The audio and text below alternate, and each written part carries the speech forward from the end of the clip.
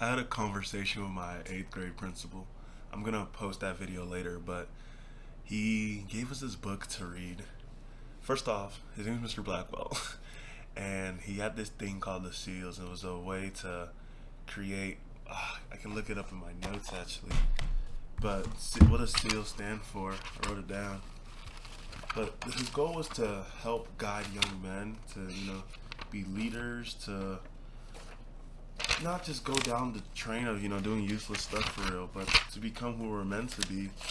Let's see if I can find the definition of SEALs. But that's not that important at the moment. But he gave us this book right here. Six Most Important Decisions You Will Ever Make by Sean Covey. I don't know what gave this man the audacity and the boldness to recommend such a powerful book to 13-year-olds and people with best in minds, but it's a great book. I think everybody in middle school should read it. Everybody in I think the best time to read this book is sixth to ninth grade. But I realized that if I read this book fully for what it's worth, I'd be in a different situation than I am right now. Not saying that where I am is bad, but I'll probably have my life a little bit put together a little bit more. There's six decisions that this book talks about, and off the dome, let's see if I can remember. I'll just pull it up because I don't wanna get something wrong. Oh, okay. So there's the first decision is school, right? It talks about dropping out and whatnot. Next decision is friendships. After that, next decision is parents. Then after that one, the next decision is dating and sex. After that, let's see. I think there's one about drugs. Oh, the self-worth, and I think there's one about drugs. I'm pretty sure there's one about drugs. Yeah, something about. But this book is so powerful, not just because of the decisions it talks about, but because of the questions it asks you and makes you really think. Since graduating college, I think it's been technically in 4 days it'll be a month. Yeah, it'll be a whole month, and I've just been reflecting more than ever and actually thinking about what do I really want in life, which I think I think I've thought about that, but I don't know if I truly have. um, High school or middle school, okay, I was like, okay, I want to be a doctor, and I never explored anything else. I mean, I went to engineering camp in like fifth and sixth grade, but engineering camp was boring. Took these logic classes, wasn't really my thing. But even then, I think those like if-then processes taught me a lot.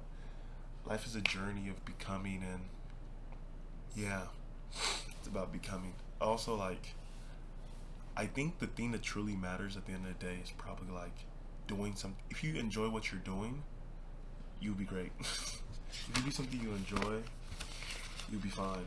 Even in the book, I guess let me pull up this part in the book real quick.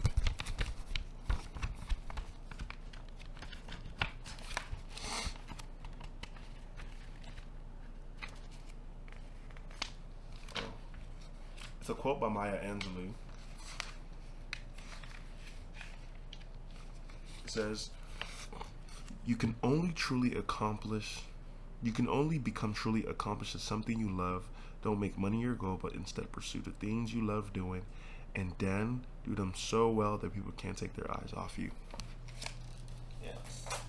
The idea of the goal is like when you do something you love and you truly enjoy, you can make a career out of it, and you can make a passion out of it. And I think like in our generation, the best example of this is like Kai Cenat. The guy just like trolling on the internet, like having fun or whatever, and he was able to make a career. And now he wants to do something else. I think that's currently where I'm at in life.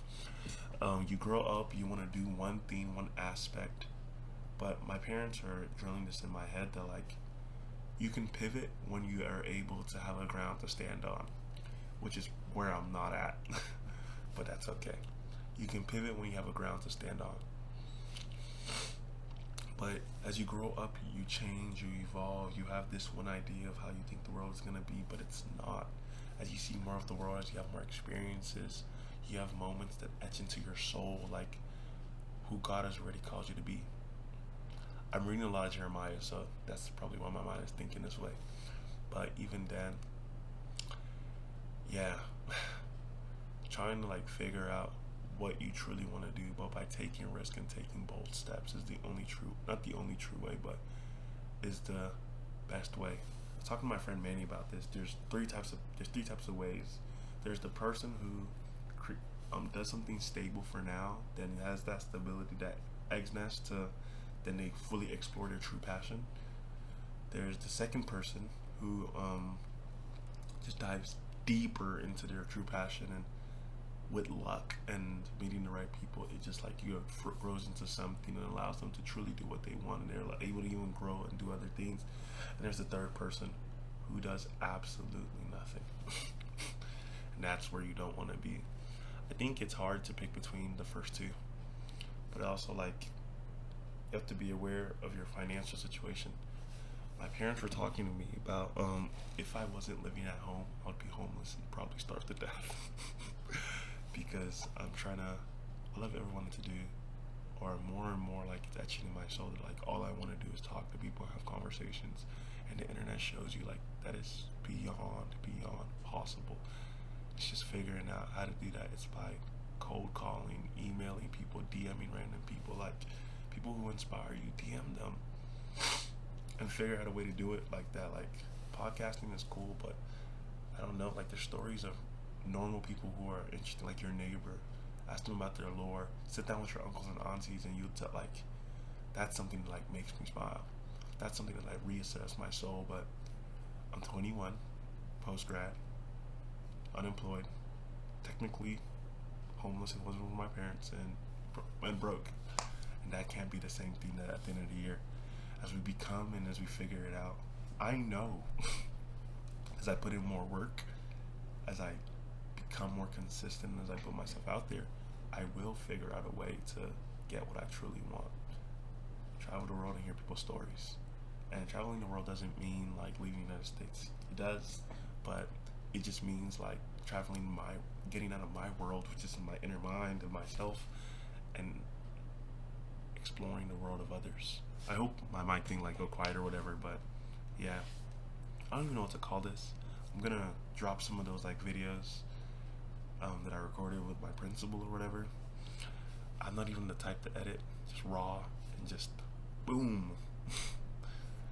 Yeah, I've said this too often, but I would like to have a conversation with you. If you watch these videos and like something I say is like whoa, then that again, I actually met Sean Covey when I was a kid, and we're actually blessed. He did a Zoom call with my 8th grade class, and he kind of explained a little bit of his background and what led him to write this book. So, meet people. I know that meeting people will change your lives. Even the town I live in, which low-key I'm gonna dox myself. Who cares? I'm still growing. I won't live here forever. So yeah.